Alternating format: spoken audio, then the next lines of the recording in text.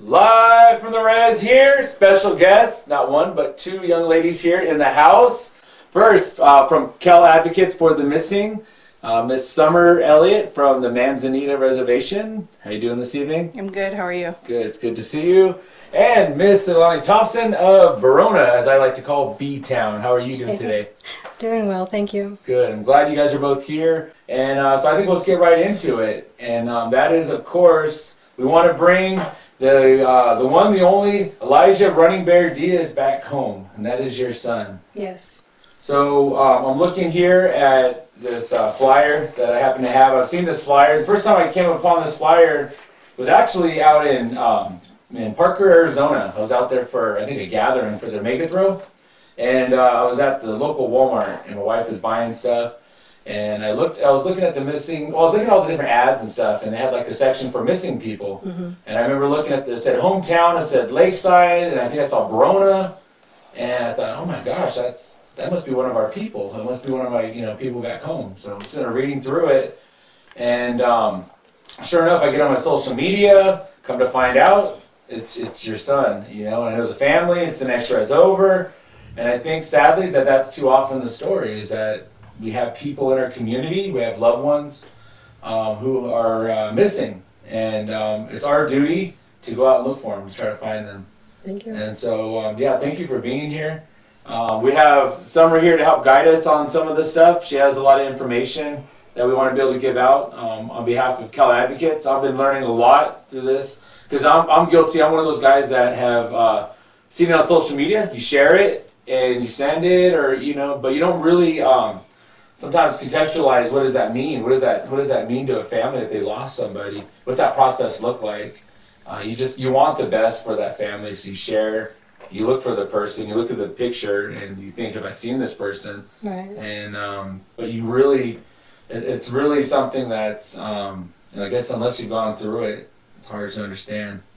Yeah, when you see it on paper, it's hard to see them as the human person that they are.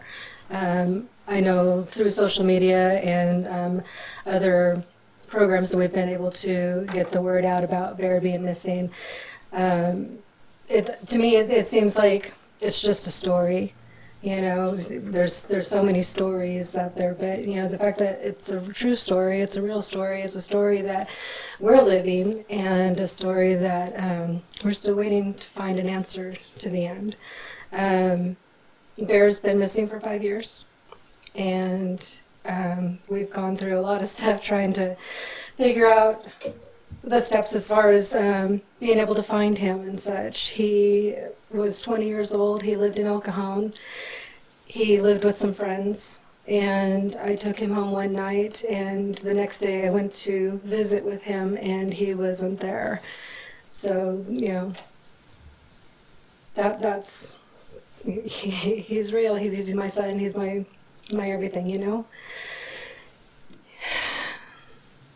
I have a son that's around that age, mm-hmm. And I worry about him because he's at that age. He's a young teenager, or a young adult, I should say. And I think of him as still like a kid. I think of him as young guy trying to find his way. I remember myself at that age, and it's very easy to get yourself into trouble, or to maybe befriend somebody you shouldn't. Put yourself in a bad or compromising situation. And so I worry about my son, that he doesn't get wrapped up with the wrong people, right. Or someone doesn't see him and he's a target as a native yes. man, a young native man. In our region, there's casinos. We're here in Southern California and Sandiego, the area of the world that's really famous for, Barona Casino, Diaz Casino, and all these different casinos. So the young tribal members become targets, potentially.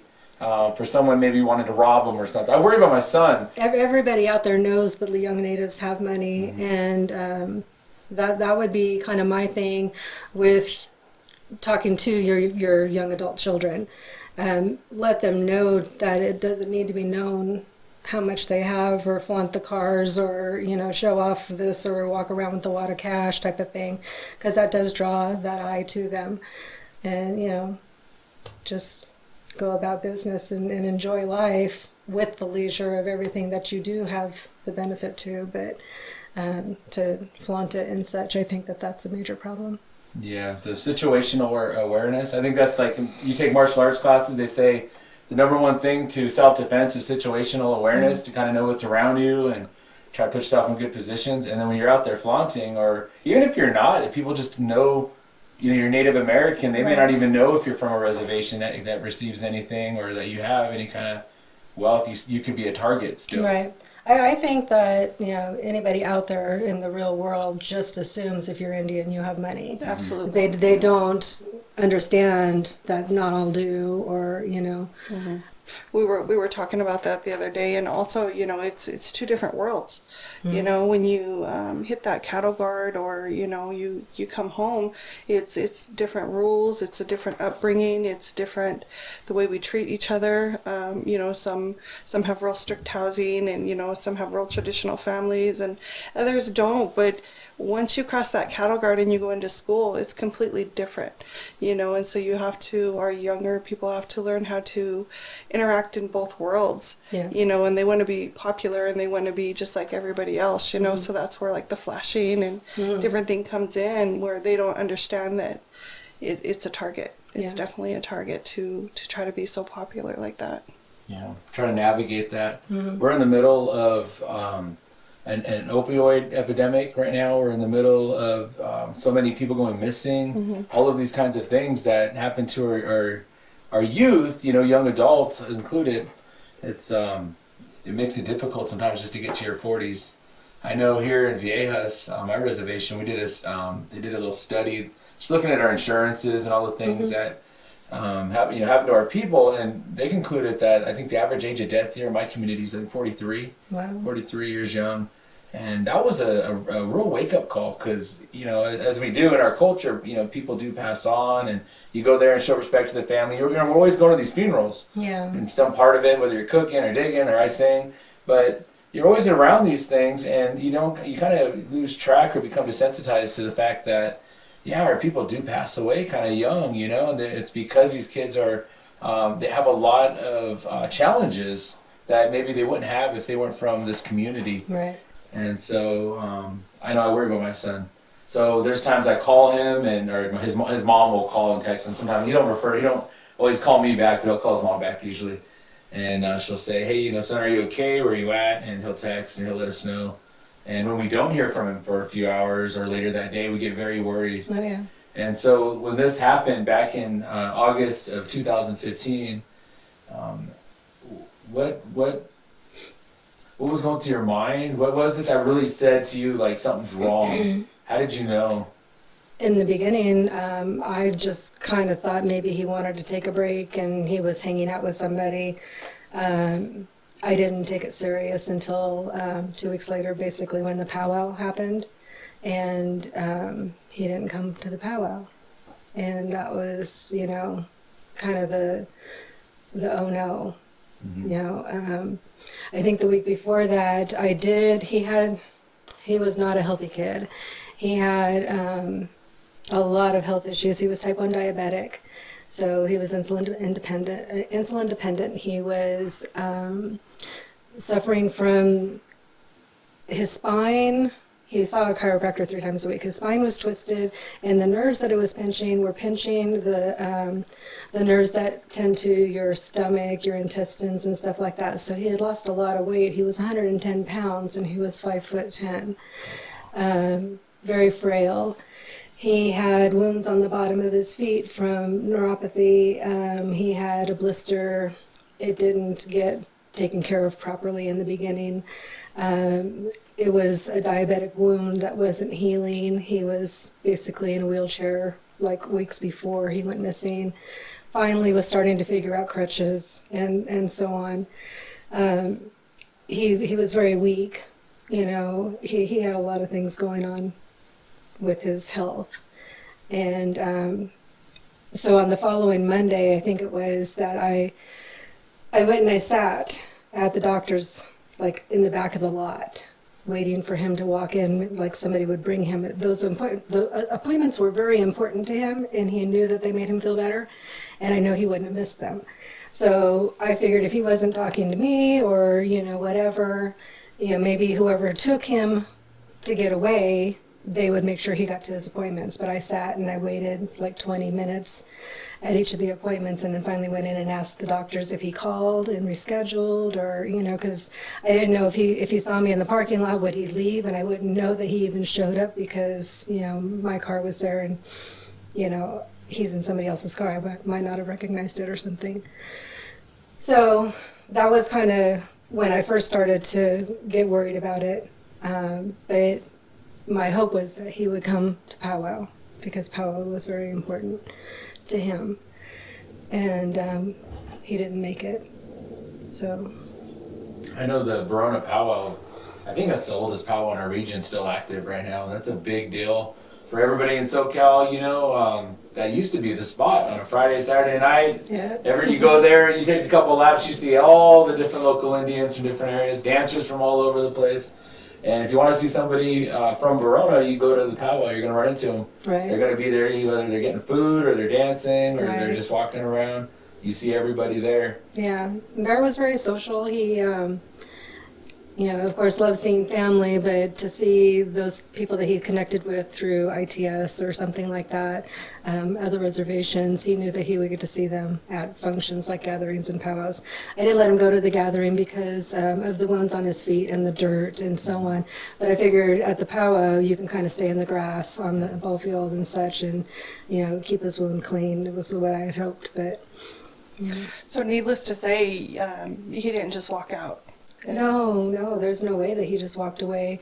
Things that went missing that same night were his TV. We guesstimate it was about 55 inches. So imagine, this is what they're trying to say, that he carried it out, even though he could barely walk, to give to his friend who was taking him to wherever he was going.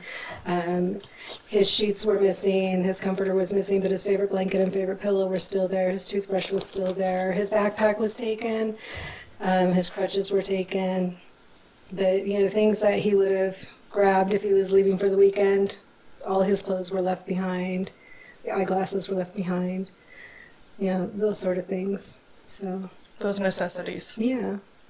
And at this point, even if those were thoughts or hypotheses that maybe he left and was going to take off for a little while, Yeah. that's all got to go away at this point. It's been years. It's been years, and bottom line, somebody took him from that home, whether it was him willingly, hey buddy, come pick me up, let's do whatever, or, against his will, or he was no longer conscious. Somebody took him from that home. His vehicles were there.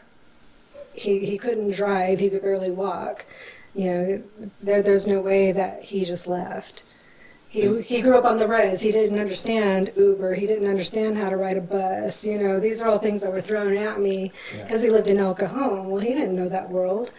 He had a car. He was able to do whatever he wanted to do usually, but because of the wounds on his feet and his other health issues, there was no way that he could have done any of that. And his friends, his circle, you reached out to all of them right away, and Yeah, he had a crew of roommates, and they didn't do a whole lot.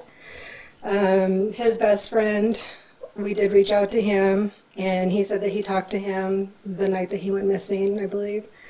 And so I was like, okay, he talked. And then when my first private investigator, she sent somebody out to talk to the best friend, who took their Facebook Messenger and, printed it or whatever so that, they could have it for record. They came back and told me what they said. When I was able to read it years later, it said nothing what they said. I just kind of relaxed and thought, okay, well, maybe he did reach out and, hey, I need to come see you. That was kind of what was said. But it was never, hey, I'm on my way, or, let's do this soon. Nothing like that. So my hope is, that he had a plan or whatever else like that first few weeks, when I finally got to, actually read it, man, that hurt. Change the game. Yeah, because, they twisted the words and made me think that, oh, it's okay, and it's not, it wasn't. They were joking around just like young men do, and there was no, hey, I'm coming up or nothing, which Bear would have told me if he was. He was always letting me know where he was. He didn't ever just leave and not report in. Did his bank accounts or, you know, anything that he would need to survive, did any of that fluctuate while he was gone? No. He had a credit card and nothing ever was charged. You know, the ATM cards, nothing was used. We did close the bank accounts, you know, after a while, but nothing. He had a paycheck available at the tribal office. He never picked that up. He's never used his health insurance, and he needed it, you know. Yeah, cell phone's been turned off since that night. You mentioned a private eye. Mm-hmm. Your family got a private eye. You went out and got a private eye. How soon after did you do that? Did the law enforcement, when this happens to a family, does law enforcement step in and they just kind of take over or to walk you through the process? When I went to report, at first, you know, I didn't know where to go. I live in Lakeside. He lived in El Cajon, so I went to the Lakeside police department or the sheriff's office, and they told me that they couldn't do anything. And, you know, I insisted, you know, he's basically handicapped. You know, he can't function in this state and be out there, and, you know, he needs his medications for one. He needed to have assistance to get around. And so the lady that was taking down the report, she said that doesn't make him handicapped, and he's an adult, and sometimes adults take a time out. Wow. And so she took down a few notes. She set it aside, and she says, I'll put that in the computer later. Okay, so then you walk out, and I went to another sheriff's department and, you know, kind of got the same thing. Eventually figured out that, you know, El Cajon PD was who was in jurisdiction, so I needed to contact them. They didn't send anybody out for 3 weeks to even check the house. In the meantime, all the roommates are there. Wow. So there was never any kind of forensic anything of the house? They did when they went in at the 3 weeks, but it was only Bear's bedroom. They didn't check the rest of the house. Their theory that they told me, the police told me, was my son left with his friends, and I would never know the answer to what happened. That's heartbreaking. So they made up their mind in the beginning how things must have happened, and I didn't get a whole lot of help that first year. I don't even know how you would take that as a parent, just to... we rely on the law enforcement to step in these moments. You would think so, yeah. We're taught that way. We're told, you know, to depend on them. They're here to protect and serve, as they like to say. Yeah. You know.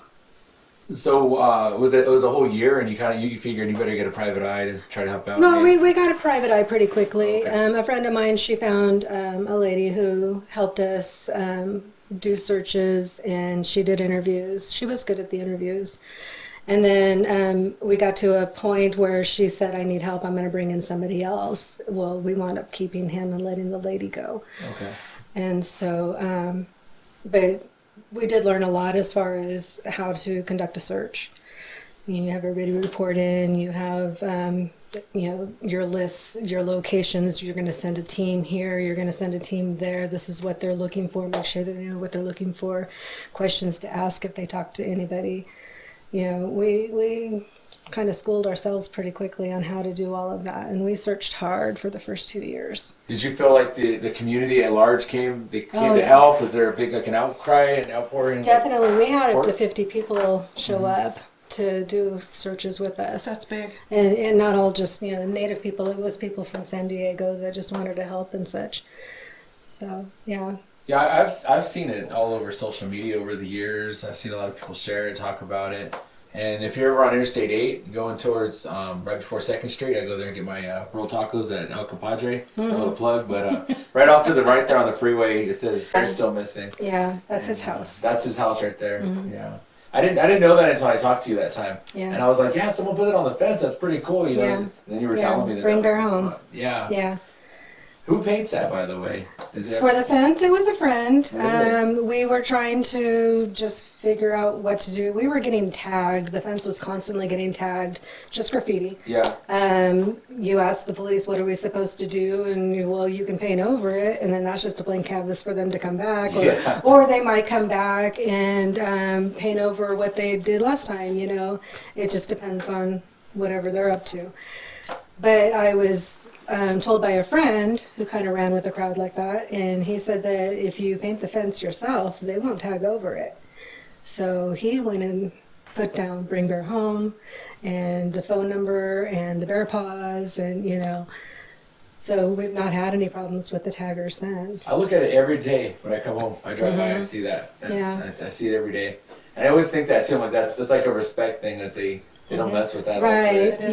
Yeah. When he told me that, I was like, okay, let's go get this painted. And then he's out there painting, and Caltrans stops by. The cops stop by. He's hopping the fence to get away from. Looking really. They're coming to the front door knocking. It was funny, but yeah, he got it done, and it's much appreciated. And we haven't had problems with it since. So. That's good. Have you guys had leads, or do people call in still? Is there? There's two sources to call in. You can call Crime Stoppers, or even online, or you know, any way that you can get a hold of Crime Stoppers. They'll take information. They'll report it to the proper authorities. They have a $10,000 reward, which you know we help donate towards. And then there's also John Walsh's team with In Pursuit, I think is the name of their show. Yes. Mm-hmm.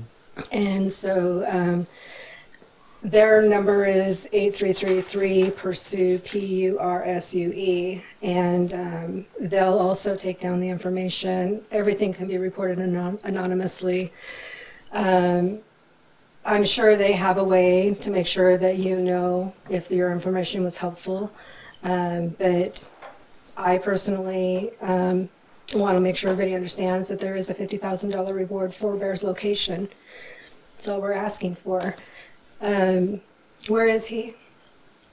You know, that's the only answer that I'm looking for right now. And if anybody out there has that information, we have a reward waiting for you if you're willing to report it to John Walsh's team. Yeah, $50,000. If you know something, you can find out where he's at. $50,000. Anonymous. Anonymous, yeah. So we just want to bring him home and get some closure for this. Yes. Figure out what's going on.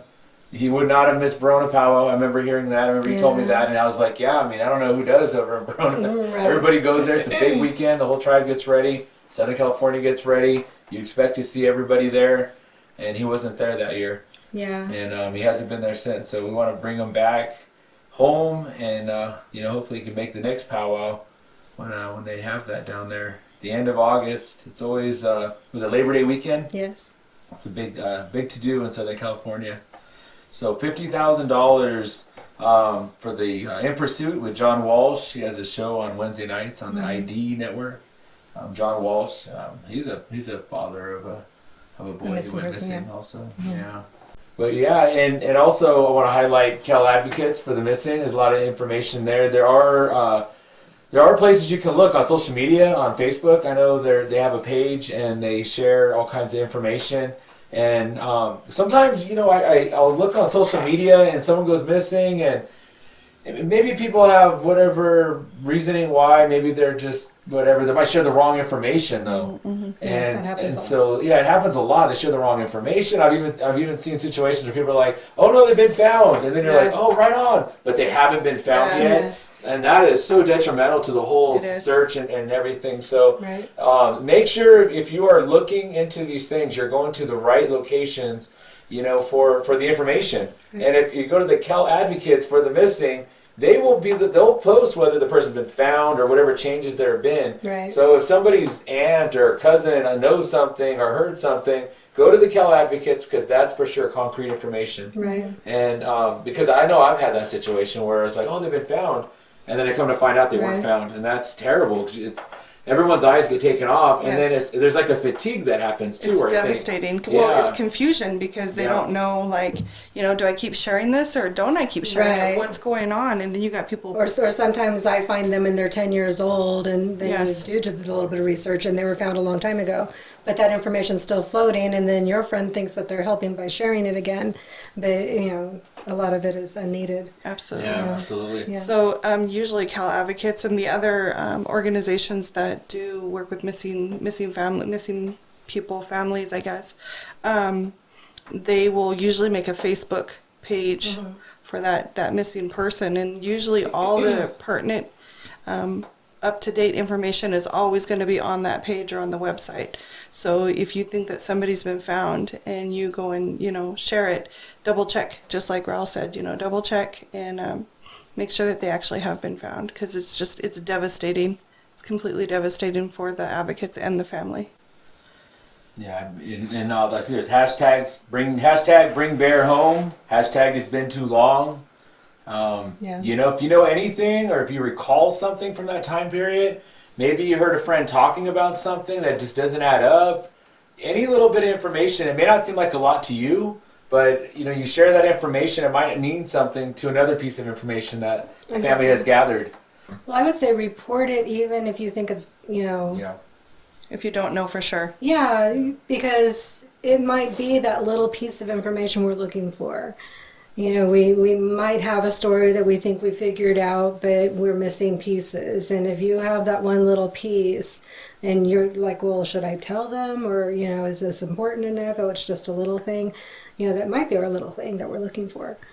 It is important enough. Yeah. All of it's important. Yeah, and it's just a simple phone call to call these people who are trained 24 hours a day. You can get a hold of anybody, and they're going to take down the information. And originally my number was on the flyers. Well, you call me at 3 a.m. I don't know what questions to ask. I don't know what to do with the information once I got it. Maybe these people are trained. They're connected with the sheriffs. They're able to get the information to the proper authorities. And so all of it is very needed if you have any information. Yeah. Some things. He has a bear claw tattooed on his arm, Yeah. his left forearm. Did he get that name at birth, Bear? Yeah, he's always been Bear. Yeah, he's a little bear. Yeah. My husband named him Running Bear. Okay. And so, yeah, that was, he told me I'd never go by Elijah because his first name was Elijah, Charles Running Bear. And he says, I'll never be Elijah. Always And Bear. I'm always going to be Bear. Yeah. And he played ITS. Oh, yeah. Yeah. What was his favorite sport? Basketball would be his favorite sport. He played softball too. Yeah. So flag football. I want to say if you're from Barona, you probably have to play softball at some point. Yeah. Right, yeah. It's like a long tradition down there. And then to touch back on the social media, if you want to follow our story, we have a Facebook page. It's Bring Bear Diaz Home. The search continues. And I am the admin on there. I am the one who, might tell a story, might share some information. I haven't done it in a little while, but that's where you're going to go to get the truth. If you hear a story or you think, somebody said, oh, he's been found or whatever, you can always check there, definitely, and help bring Elijah Diaz home. So. And I heard a metaphor one time that said it's like a fire, you're like lighting that way for them to come back home.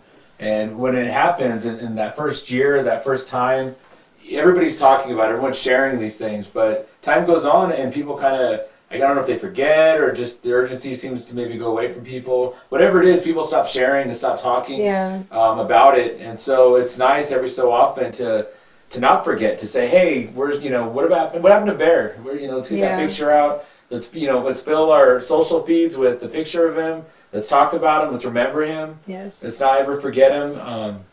And let's get it out there. Let's throw some logs on that fire. Yes. And you never know what or when that can happen, where some little bit of information goes a long way. So anybody out there, again, if you know anything, if you remember anything, I think the Bear base, even if you just share the image, or the flyer, I mean, that's like, everybody can do that. That's not asking a lot to just share it and keep it alive, keep it going like that. At the very least, you know, I have these cards. I have them posted in my side window. They're faded now. I need to replace them. Right. But I've had people stop and ask me at 7-Eleven gas station, like, you know, who is that person, or what's the story behind this person? And so I'll have a conversation, and, you know, it keeps him relevant, because he is relevant. You know, he's somebody's son. Yeah. And, you know, sibling and grandson. So he's, all MMIP and all people in the world are relevant. It's been a few years now. Has it been I see you around, like, you do the what's the title of it over in Barona? The Shop Around the Corner. Shop Around the Corner. I know we've set up there a few times, my wife and I, and that's always a good event. You know, kind of getting some normalcy back. I had to. To survive, I imagine. Yeah. What has that road been like to try to get back? Well, the first 2 years we spent a lot of time searching, trying to figure out, you know, where else, what else, you know, trying to find a story that might fit the you know, the outcome of everything. After the 2 years, though, I just really needed to find peace and just know that I did everything I could at that moment to do what I could, you know. And so my thing before was, you know, sewing and so on and so forth. But I've definitely dived back into crafting, and it keeps my mind busy, you know, and it gives me something to look forward to, especially doing the events and, you know, powwows, gatherings, anything like that. You know, always looking forward to setting up somewhere, and the social aspect of it, getting to talk to people. When we set up in Barona, I've always got Bear's banner out, and I give away free items that have his tattoo on it, and, you know, just trying to get people to talk about it and such, and, you know, let them know he is still missing, because a lot of the times people were like, oh, I heard that story, he hasn't been found, you know. It's just like, well, you would have heard if he was. You know, we would have made a big deal about it. But like you said, it kind of goes in the back of their head, and they don't think about it until it's brought back into their face. Right. And so People see it, they're not living it though. Yeah. So I think it's easy to kind of just move on and forget about it maybe or something. But that's how I really got to know the story, was going to your events. And, and you know, I like to bead, so I know like crafting is very therapeutic. It's healing. I can only imagine for you. But yeah, at those events, setting up and talking to you and you talking about it, and I'm going, oh man. And I, to be honest, I kind of had the same idea, same thought, like, oh, they never found him, or he never came home, or, you know, because you kind of get weird about asking that too. You know, you know the family. It is kind of an awkward thing to walk up and talk to me. Talk about it. So you welcome that. Come and have that conversation. Yeah, okay. Come have a conversation. Good. Tell me a story, you know, something that you and Bear did. Come and ask me the situation that we're in now. You know, nothing is going on at this point, but there may be a day that there is. And, you know, let me know that you're a friend, or you follow my story, or, you know, whatever else. It keeps everything relevant. Yeah, keep it relevant. It's good just to know he's not forgotten. That was always kind of a big fear in the beginning, that he would be forgotten. And, you know, we talked a little bit about my first year with El Cajon PD. The second year was better. We had a sergeant who brought in Investigation Discovery Channel, and we did a TV show and such. And then I knew that he would never be forgotten, you know. And I still, to this day, get notifications from all over the world from people watching that show, just asking if there's an update, or, hey, we're praying, and so on and so forth, just because of that show. And so that's been a huge blessing. That's awesome. That's something that I've learned recently too, is people do need to just step in and ask. And don't be shy. Don't be shy. In the beginning, I felt like I lost so many friends. You know, nobody knew how to help. Nobody understood. They didn't want to say something that might trigger me. All I needed was a hug from somebody, you know, let me know that I'm not alone. And, you know, that was hard. You know, I felt like a lot of my friends didn't know how to help me. And through all of that, I wound up getting very close to a few ladies that I maybe knew, but I wasn't really friends with. And so we're still pretty good now. Is there a community that's kind of based around this in our region? Are there other families that you missing people? Yeah, missing people. The day after Bear went missing, the young man from Escondido went missing, and I've connected with his mom. Yeah, she and I are friends. We talk quite a bit, but I personally haven't connected with families of missing people a whole lot. If there's like a fresh story or something, I might contact that family and just say this, and this. There's certain things that you don't know what to do or who to contact or, that sort of thing. I might step in and say, let me help you get this started. Or you might think about the business cards. The business cards are brilliant. Yeah. Flyers, you put them up, they get taken down. Somebody may have said, oh, I saw that flyer, like you said, in Parker, Arizona. And then you find information about the case and, okay, well, where's that flyer? The flyer's gone. So with the business cards, you can walk through any parking lot and stick them in the window of a car. And then they're going to probably tuck it in their car. And then if they find the information later, then they'll know where to go to find that information, who to contact, what to do, what was that kid's name again, whatever the situation might be. And so, I think that the business cards are a brilliant idea. Yeah, I also like your wristbands because I have them and I wear them when I do certain things when I remember, Right. I will wear them. But even if I don't remember, I have the business card in my car. Right. And it goes with me everywhere, just the side windows. So yeah, that was a really good idea. Yeah. And does this like take over your life? Is this what everybody wants to talk to you about, or is it the opposite, or they'd rather just not? A lot of people try to not really. It seems like now, I think we're far enough in to where if I say, hey, I'm Bear's mom, then it's like, oh my gosh, you're Bear's mom, and they'll want to know what the situation is, how things are going, and so on and so forth. But before that, I don't think so. Yeah.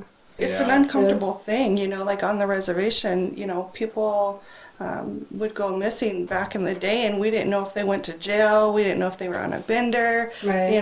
Most were on a bender, by the way. Yeah, and you don't know. But usually they tend to resurface, and if they don't, Right. We just never knew. Right. And nowadays, with the mmiw being such a major force right now, like we were talking about earlier, that mmip, Missing Murdered Indigenous People, includes our men, because in our area they go missing more than the women, and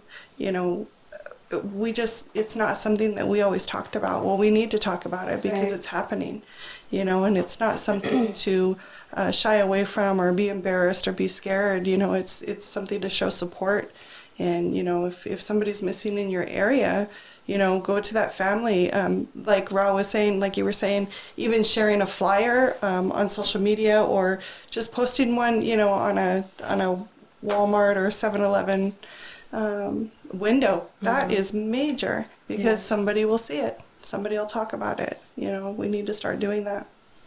are there any regrets looking back after that time when you realized he was gone? Is there things that you would have done differently if you had to go back now? I mean, you could, at the time, I'm sure it was so. I probably There's no manual on this. I don't think. That night we were together. We had a friend who had passed away, and I was at the funeral all day. And so I went to go pick him up, and we went to the Barona Hotel where my stepson was at, and his family. And so we'll bring Bear up, we'll hang out at the pool. And he was very agitated, and, I didn't understand his frustrations, it seemed, that night. And I took him home. Looking back and knowing what I know now, I should have just kept him with me. And that was the last time you seen him? Yeah.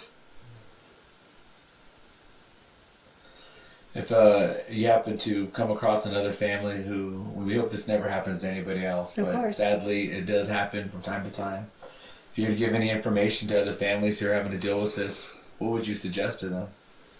What things should they be doing?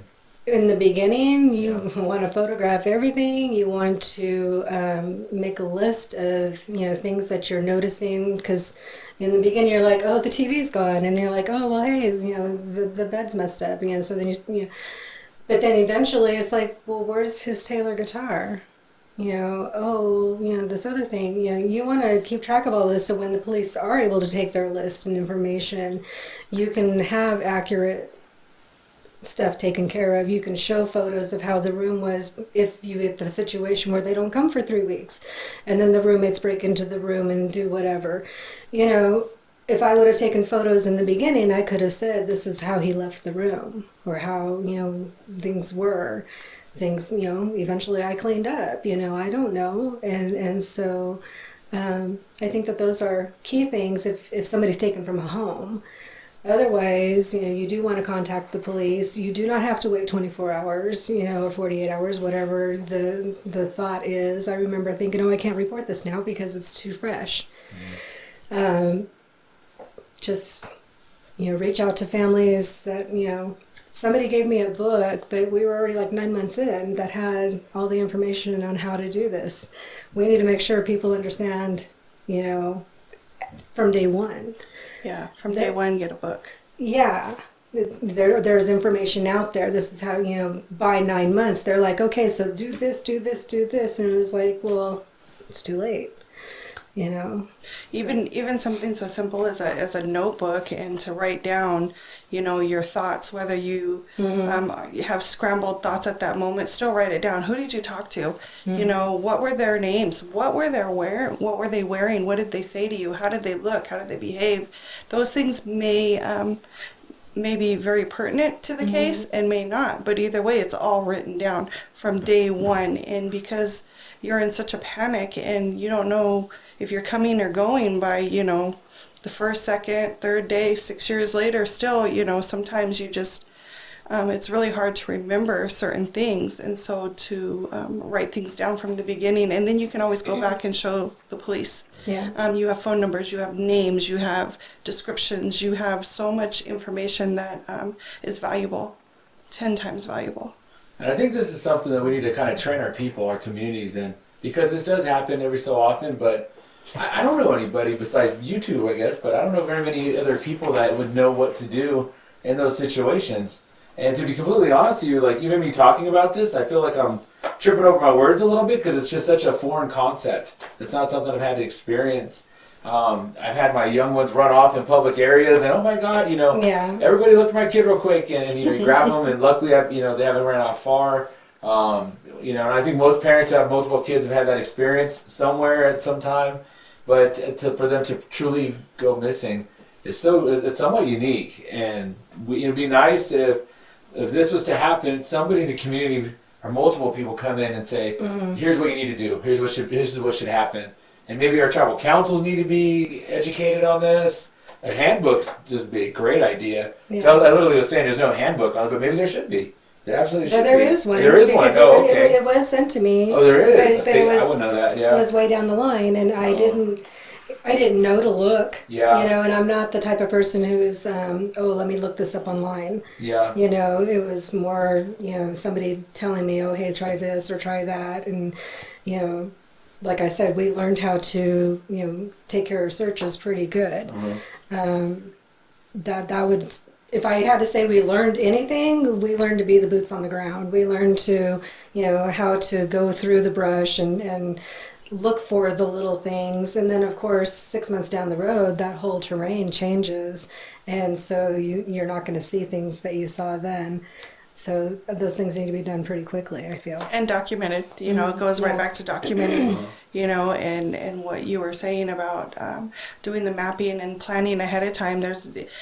If I can give any input as to that, is to just remain organized and remain calm at all times.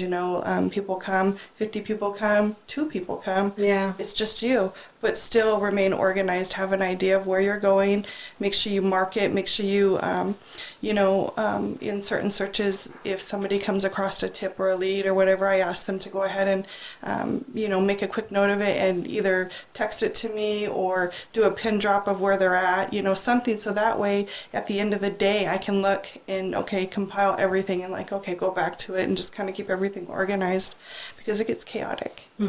So to stay organized is definitely something.